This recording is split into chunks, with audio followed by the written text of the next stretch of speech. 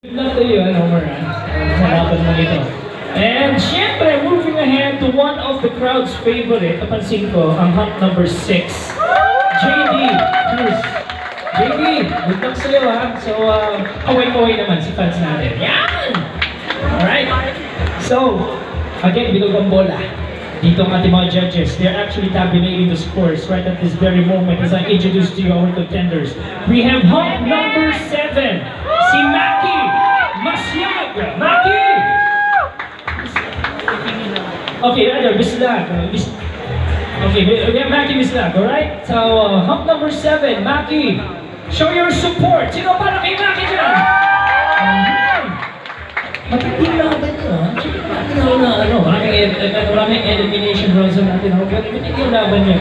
So, at this point, I'd like to introduce to you hunk number 8 naman po tayo. Teka mo, hindi pa ako tapos. Hunk number 8, JM Guevara. Kaway-kaway naman dyan, JM. Yeah?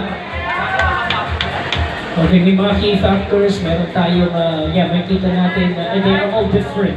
So, yeah, I know meron kayo nakikitang factors sa kanila kung bakit naging favorite sila. And now, last but not the least, we have hunk number 9, Hans Pagabas. Hans, say hi to everybody. Ito po ang inyong 8 elimination round 9 contenders. We are now tabulating the scores. So in a few moments, i-release na natin, i-reveal na po natin, okay, ang ating resulta. So it's time to announce, or rather later on we will announce today's big winner.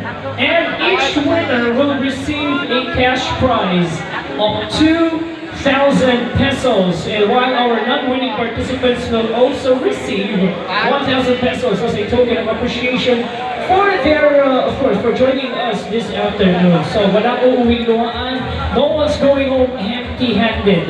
Alright, so once again, let's take a close look at our contenders. Sino ang inyong ipapanalo ngayong hapon ito? Is it contender number 1? Or is it hunk number 2? Hunk number 3?